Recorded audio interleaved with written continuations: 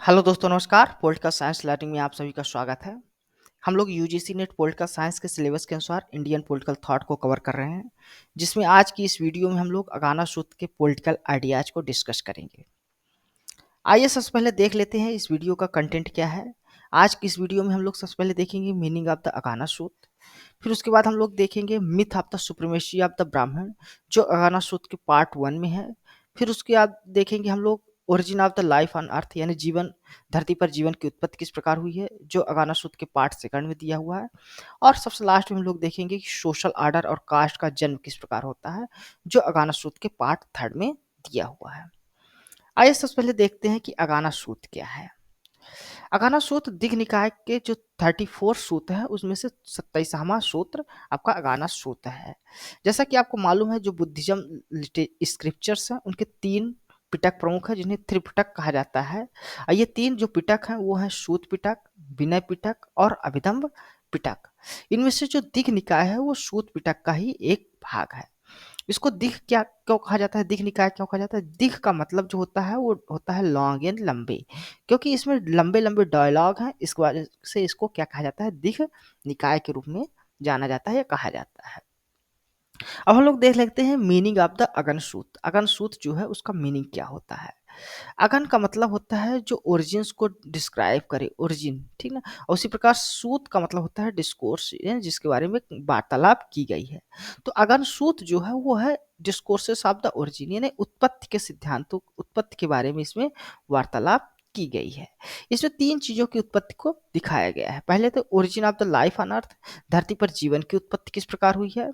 फिर social order और उसका स्ट्रक्चर किस प्रकार से उत्पत्ति हुई है, और जो कास्ट सिस्टम है उसकी उत्पत्ति किस प्रकार हुई है, इन तीनों को इसमें दिखाया गया है। जो सूत है, सूत, अगर सूत है उसमें डिस्कोर्स दिया गया है, और ये जो डिस्कोर्स होता है बुद्ध के और 2 ब्राह्मणों के बीच होता है। ये 2 ब्राह्मण थे, भरद्वाज और वशिष्ठ। ये दोनों अपने परिवार को छोड़ देते हैं, अपने कास्ट, जो ब्राह्मण कास्ट है उसको भी त्याग देते हैं और मोक बन जाते हैं, ठीक ना। जिसकी वजह से इनका इंसल्ट भी किया जाता है इनके खुद के कास्ट के द्वारा, ठीक ना, क्योंकि ये अपनी सुपीरियर कास्ट को छोड़ते हैं और मोक बनते हैं, सन्यासी बनते हैं संघ को ज्वाइन करके, ठीक ना। तो बुद्धिस्ट एक्सप्लेन करते हैं कि कोई भी जो व्यक्ति है वो अपने कास्ट या रेस से कभी भी उसको कंपेयर नहीं करना चाहिए, बल्कि उसके मोरलिटी को देखना चाहिए, उसके धम्म को देखना चाहिए। कभी भी धम्म या मोरलिटी को कभी उसके कास्ट या रेस से कंपेयर या तुलना नहीं करना चाहिए। बुद्धा का मानना है कि जो 4 कास्ट है उनमें से कोई भी व्यक्ति जो है तो मूक बन सकता है, और जो अरहंत की स्थिति है, अरहंत यानी कि होता है बुद्धिज्म में निर्वाण प्राप्त करना, मोक्ष प्राप्त करना, तो कोई भी अरहंत की स्थिति को प्राप्त कर सकता है। अब हम लोग देखेंगे मिथ ऑफ द सुप्रीमेसी जो दी गई है, क्या मिथ है ब्राह्मण का कि जो सुपीरियर कास्ट है, वो पार्ट 1 में दिया गया है अगन सूत्र के। तो जैसा कि हमने पीछे देखा है कि जो वशिष्ठ और भरद्वाज थे, इनको जो तो इंसल्ट किया जाता है इनके खुद के कास्ट के द्वारा, क्योंकि ये अपनी सुपीरियर कास्ट ब्राह्मण कास्ट को छोड़ते हैं। तो बुद्ध इन्हें बताते हैं कि जो वुमेन होती है, यानी जो ब्राह्मण है, वो भी उसी तरह जन्म लेते हैं जिस प्रकार से अदर जो 3 क्लास है वो जन्म लेती है, यानी कि वुमेन प्रेग्नेंट होती है और उनको जो है तो उनको जन्म देती है। तो लेकिन ऐसा माना जाता है कि जो ब्राह्मण है वो ब्रह्मा के मुख से पैदा हुए हैं, ठीक ना। जो क्षत्रिय है वो ब्रह्मा की जो आर्म्स है, भुजाएं हैं, उससे पैदा हुए हैं। जो वैश्य है वो ब्रह्मा के थाई से जन्म लिए हैं, जंघा से जन्म लिए, और जो शूद्र हैं वो ब्रह्मा के पैरों से जन्म लिए हैं। तो बुद्ध जो है तो इसको बिल्कुल निग्लेक्ट कर देते हैं, इसको नहीं मानते, ठीक ना। उनका मानना है कि सभी महिलाएं प्रेग्नेंट होती हैं और सभी जो है तो बच्चों को जन्म देती हैं, यानी सभी जो चारों कास्ट हो उनका जन्म एक ही तरह से होता है। बुद्ध आगे एक्सप्लेन करते हैं कि जो कास्ट होती है वो अपने कर्मों से जाने जाते हैं, अपने डीड से जाने जाती है, वो किस प्रकार के कर्म करते हैं। अगर कोई भी कास्ट है जो किलिंग में इन्वॉल्व होगी या चोरी करेगी, taking anything that is not given, जो उसको नहीं दिया गया है उसको लेगी, या सेक्सुअल मिसकंडक्ट में पार्टिसिपेट करेगी, या झूठ बोलेगी, या स्लैंडरिंग करेगी यानी दूसरे की निंदा करेगी, या रफ वर्ड्स यानी जो कठोर वर्ड होते हैं उस प्रकार के नॉनसेंस वाली बातें करेगा, या ग्रीडरी होगा, जो लालची होगा, क्रूअल होगा, या किसी प्रकार के गलत कार्यों में इन्वॉल्व होगा, उसको लोग जो है तो रिस्पेक्ट नहीं करेंगे। तो पीपल इनको निगेटिव या नकारात्मक कार्यों के रूप में देखते हैं और जिसकी वजह से उसकी व्यक्ति की इज्जत या रिस्पेक्ट नहीं करते। तो ये मैटर नहीं करता कि लोग किस कास्ट में जन्म लेते हैं, बल्कि उनकी अच्छाई या बुराई का पता उनके कार्यों से चलता है। वो गुड हैं या बैड हैं, उनके कार्य किस प्रकार हैं वो निर्धारण करते हैं। जिस प्रकार बुद्ध का मानना है कि जो लोग होते हैं, पीपल हैं, उनको कभी भी उनको हमेशा जज किया जाता है उनके कार्यों के द्वारा, ना कि उनके कास्ट के द्वारा। तो इस प्रकार बुद्ध इस डिस्कशन को एंड करते हैं, कहते हैं कि जो धर्म होता है वो सबसे बेस्ट थिंग होता है किसी भी व्यक्ति के लाइफ के लिए, और वो इस लाइफ में भी सबसे अच्छी चीज होती है, और जो आने वाली उसकी लाइफ है उसके लिए भी, जीवन है उसके लिए भी धर्म जो है यानी सदमार्ग का अष्टांगिक मार्ग जो बताते हैं वो सबसे बेस्ट मार्ग होता है। इसके बाद जो तो सेकंड जो पार्ट है अगनसूत्र का, उसमें ओरिजिन ऑफ द लाइफ दिया गया है कि धरती पर जीवन की उत्पत्ति किस प्रकार हुई है। ठीक ना। तो बुद्ध कहते हैं कि जो शुरुआत था, बिगिनिंग था, वहां पर कोई भी लाइट नहीं थी, कोई प्रकाश नहीं था, ना तो कोई प्रकृति थी, नो नेचर, ना तो चंद्रमा था, ना तो सूर्य था, ना तो उसमें दिन होता था, ना रात्रि होती थी। चारों तरफ क्या था, केवल अंधेरा ही अंधेरा था। तो इस प्रकार केवल धरती पर क्या था, चारों तरफ अंधेरा था और लिक्विड था, ठीक ना, वाटर था केवल। लेकिन जैसे जैसे समय बीतता गया, केमिकल रिएक्शन होते हैं और क्या होता है, धीरे धीरे इस वाटर के ऊपर एक लेयर बनती है। लेयर जैसे कि उबलता हुआ दूध होता है तो उसमें ऊपर की जो लेयर बनती है क्रीम की, उसी प्रकार का लेयर बनना शुरू हो जाता है। और ये जो लेयर होती है वो कलर होता है, इसमें इसमें स्मेल होती है, गंध होती है, और इसमें स्वाद भी होता है, टेस्ट भी होता है, जैसे कि हनी का होता है, शहद का होता है। तो इस लेयर को जो होता है उस पर जो जीव उत्पन्न होते हैं वो खाना शुरू कर देते हैं अपने सर्वाइवल के लिए, ठीक ना। और जैसे जैसे इसको खाते जाते हैं, उनकी जो ल्यूमिनस बॉडी थी, अभी तक क्या है उनका पूरी बॉडी प्रकाश से थी, वो क्या होता है धीरे धीरे कम होता जाता है, वो कोटेड होते जाता है इस मड लाइक सब्सटेंस से, ठीक है। और सडनली क्या देखा जाता है, जैसे ही इनकी लुमिनस बॉडी कम हो जाती है, इनका प्रकाश स्वयं का बॉडी का, तो हमें सूर्य और चंद्रमा दिखाई देने लगते हैं, और साथ साथ तारे भी दिखाई देने लगते हैं। और इस प्रकार धरती पर जो है तो रात और दिन की शुरुआत होती है, ठीक है। अभी भी इनकी जो बॉडी होती है वो फुली शेप्ड नहीं होती धीरे धीरे और भी टाइम बीतता है तो ये मड लाइक सब्सटेंस जो है तो धीरे धीरे जब खाते जाते हैं ये क्रिएचर तो वो भी खत्म हो जाते हैं, एग्जॉस्ट हो जाते हैं, और ये मशरूम लाइक जो है तो प्लांट्स शुरू हो जाते हैं उगना, ठीक ना। और ये जो मशरूम लाइक प्लांट होते हैं ये मड ओशियन को रिप्लेस कर देते हैं, जो अभी मड लाइक पूरा ओशियन सब्सटेंस पूरे धरती पर था वो खत्म हो जाता है और मशरूम्स उगाते हैं। अब क्रिएचर क्या करते हैं, इनको भी खाना शुरू कर देते हैं, और धीरे धीरे ये मशरूम भी समाप्त हो जाते हैं और ये रिप्लेस हो जाते हैं प्लांट से, यानी धरती पर प्लांट्स उत्पन्न हो जाते हैं। लेकिन जीव जो होते हैं, क्रिएचर्स जो होते हैं, अपने जीवन के सर्वाइवल के लिए इनको भी खाना शुरू कर देते हैं, और ये धीरे धीरे बड़े होते जाते हैं। जैसे जैसे बड़े होते जाते हैं ये क्रिएचर्स, तो इनके बॉडीज में डिफरेंस जो है तो दिखाई देने लगता है। तो यहीं से जो कॉन्सेप्ट आता है ब्यूटीफुल या अगली का, यानी कौन सुंदर है कौन कुरूप है, वो इमर्ज होता है, वो दिखाई देता है। धीरे धीरे ये प्लांट्स भी रिप्लेस हो जाते हैं बाय द राइस, यानी चावल की खेत से रिप्लेस कर दिए जाते हैं। अब ये जो तो क्रिएचर्स जो होते हैं वो राइस को भी खाने लगते हैं, चावल को भी खाने लगते हैं, और जब चावल को खाते हैं ये क्रिएचर्स तो उन वो क्या होते हैं, फाइनली इवॉल्व हो जाते हैं, डेवलप्ड हो जाते हैं, ठीक है। तो जिसकी वजह से इनके जो बॉडी है उसमें डिफरेंस दिखाई देने लगता है, और मेल और कौन है वो फीमेल कौन है उसमें भी अंतर दिखाई देने लगता है। तो इस प्रकार अगर हम नोटिस करें यहाँ पर जो बुद्ध होते हैं वो डिवाइन थ्योरी ऑफ जो स्टेट्स की थ्योरी है उसको रिजेक्ट करते हैं, और एक अपना साइंटिफिक और इवोल्यूशनरी जो थ्योरी है स्टेट की वो देने की कोशिश करते हैं। अब हम लोग देखेंगे कि birth of the social order और कास्ट की कैसे हुआ, जो अगन सूत्र के थर्ड पार्ट में डिस्क्राइब किया गया है। तो सबसे पहले देखते हैं खटिया कास्ट या छत्री कास्ट, जिनको रूलर कास्ट कहा जाता है, उनका जन्म किस प्रकार हुआ है।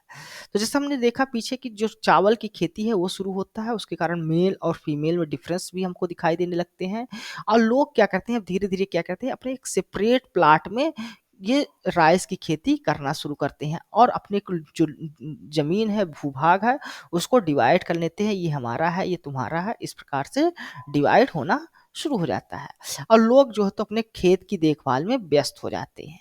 लेकिन कुछ लोग होते हैं वो उनके अंदर ईविल आती है, बुराइयां आती है, लालच आता है, जिसकी वजह से वो क्या करते हैं, दूसरों की जो क्रॉप्स होती है उसको भी चुराना शुरू कर देते हैं।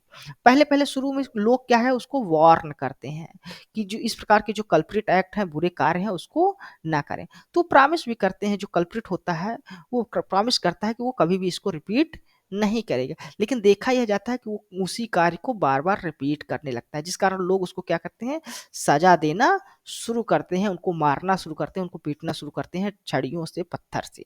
तो इस प्रकार जो बुद्धिज्म फिलॉसफी है उसमें ओरिजिन ऑफ द पनिशमेंट दिखाई देता है कि एक सजा का फॉर्म दिखाई देता है कि सजा किस प्रकार से उत्पन्न हुई है, उसकी उत्पत्ति किस प्रकार हुई है। इसको बुद्धा की दंड नीति भी कहा जाता है, ठीक ना। लेकिन लोग क्या होते हैं, देखते हैं कि लोग अपने आप में व्यस्त होते हैं, अपने कार्यों में व्यस्त होते हैं और जो क्राइम है वो कहीं भी समाप्त नहीं होता, वो बल्कि बढ़ता ही जाता है, समाज में बुराइयां आती जाती हैं। तो लोग सोचते हैं कि इसके लिए एक पर्सन को अपॉइंट करना चाहिए और वो पर्सन क्या हो, वो देखे कि क्या गलत है क्या सही है, उसको समझे, उसको बताए, साथ ही साथ जो गलत कर रहा है, जिसको आवश्यकता है, उसको वार्निंग भी दे और ज़रूरत पड़ने पर उसको पनिशमेंट भी दे, जो डिज़र्व करता है पनिशमेंट, सज़ा को। और अगर उसने कोई चोरी की है, किसी का धान जो राइस है उसको चुरा के ले गया है, तो उसको जो उसका शेयर है उसको रिटर्न भी करे। तो इस प्रकार का कार्य जो करना है उसके लिए एक फेयरेस्ट, सबसे फेयरेस्ट जो पर्सन हो, जो एबल हो, सबसे योग्य हो, सबसे मोस्ट लाइकेबल हो, लोगों के द्वारा पसंद किया जाए और इंटेलिजेंट भी हो, मोस्ट इंटेलिजेंट पर्सन को ढूंढना था और उसको अपॉइंट करना है, ठीक ना। जो जज कर सके, साथ ही साथ सजा भी दे सके कि जो कोई भी किसी के राइस को, क्रॉप्स को जो है तो स्टील करता है, चुरा ले जाता है, तो उसको वो वापस करे, उसके बदले क्या सजा मिलनी चाहिए वो तय करे। तो इस प्रकार जो पर्सन अपॉइंट होता है, जो एग्रीड हो जाता है कि हाँ मैं अपॉइंट होऊंगा, मैं ये कार्य करने के लिए तत्पर हूँ, तो उसको जो है तो लोग क्या कहते हैं, महासमत्त कहते हैं। महासमत्त का जो मतलब होता है वो होता है द पीपल्स चॉइस, यानी लोगों के द्वारा चुना हुआ, ठीक है। इसके बाद जो उसी व्यक्ति को आगे चल के टाइटल दिया जाता है खटिया का, यानी छत्री का। छत्री जो हो, इसका मतलब जो होता है वो Lord of the rice field, यानी जो खेत का मैदान, चावल का मैदान है, उसका जो स्वामी है वो। और फाइनली जो थर्ड टाइटल इमर्ज होता है जिसको लोग कहते हैं राजा। तो राजा का मतलब होता है हु ग्लैडेंस पीपल्स विद धर्मा, यानी जो धर्म के द्वारा, सत्य की जो शासन है उसके द्वारा लोगों को प्रसन्न रखे, खुश रखे, तो उसी को क्या कहा गया, राजा कहा गया। तो इस प्रकार जो है तो राजा की पदवी या उपाधि आ गई, ठीक है। अब हम लोग देखेंगे ब्राह्मण जो कास्ट है वो किस प्रकार इमर्ज होता है। तो इन्हीं में से कुछ लोग जो होते हैं वो सोचते हैं कि इस प्रकार की जो बुराइयां हैं, इविल्स हैं, डीड है, उससे किस प्रकार से दूर रहा जाए। जैसे थीफ्ट है, चोरी करना हो गया, झूठ बोलना हो गया, मर्डर हो गया, सेक्सुअल अब्यूज में पार्टिसिपेट करना हो गया, पनिशमेंट हो गया, दूसरों को सजा देना हो गया। तो इस प्रकार की जो इविल बुराइयां हैं उसको किस प्रकार उससे दूर रहा जाए। तो उससे जो दूर रहने वाले व्यक्ति थे उनको क्या कहा गया, ब्राह्मण कहा गया। ब्राह्मण का मतलब ही होता है कि they who put aside evils in unwholesome things, यानी जो बुराइयों को दूर रखें, ठीक है। और ये क्या करते थे, ये अपने आप को ये रिट्रीट या हट्स में चले जाते थे, जंगलों में जाते थे और वहाँ पर मेडिटेट करते थे। ये देखा गया कि ये केवल सुबह और शाम आते थे, अपने जो ज़रूरत की भोजन होते थे, फूड होते थे, उसको गैदर करते थे लोगों से और पुनः जो गैदरिंग है फूड का उसको फिनिश करने के बाद पुनः लौट जाते थे अपने हट्स में, अपनी जो झोपड़ी थी जंगलों में वहाँ पर चले जाते थे और वहाँ पर मेडिटेशन करते थे, ठीक ना। तो पीपल ने नोटिस किया कि जो मेडिटेट करते हैं उनको क्या कहा जाने लगा, जयंती या जायक कहा जाने लगा। इसके अलावा कुछ ऐसे भी लोग थे जो शहरों में ही रहते थे, जो मेडिटेट करने नहीं जाते थे, जो जंगलों में नहीं जाते थे, वहाँ झोपड़ियों में नहीं रहते थे, वो बल्कि कहाँ रहते थे, सिटी में रहते थे। लेकिन वो मेडिटेट न करने के बाद भी वो बुक्स को कंपाइल करते थे, उसको पढ़ते थे, उसको ज्ञान अर्जित करते थे। तो ऐसे लोग भी क्या हुए, ब्राह्मण हुए। लेकिन इन लोगों का क्या क्या कहा गया, अजायक कहा गया, ठीक ना। अजायक का मतलब होता है दे हु डोंट मेडिटेट, जो मेडिटेशन नहीं करते थे। तो जब उत्पत्ति हुई थी अजायक और जायक की, तो उसमें अजायक को जो है तो श्रेष्ठ माना जाता था, उनको लोअर माना जाता था। जो अजायक है उनको कम माना जाता था, और वहां पर जायक को जो है तो श्रेष्ठ माना जाता था। लेकिन बुद्ध के जो टाइम है उसमें ये देखा गया कि जो अजायक्स हैं उनको जो है तो हायर माने जाने लगा, श्रेष्ठ माना जाने लगा, जबकि जो जायक है उनका स्टेटस लोअर हो गया था बुद्ध के टाइम पे।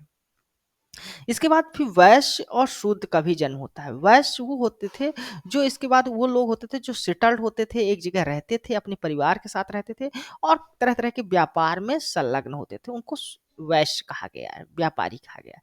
फिर लेकिन इसके अलावा जो बचे हुए थे वो अपना जीवन हंटिंग पर व्यतीत करते थे ना, शिकार करके जीवन जीते थे, तो इनको जो है तो सूद कहा गया। सूद जो शब्द है उसका उत्पत्ति ही इस वर्ड से हुई है, हंटी, यानी ऐसे लोग जो जीवन, अपना जो जीवन जीते थे वो चेस करके जीते थे, यानी शिकार करके जीते थे, ठीक ना।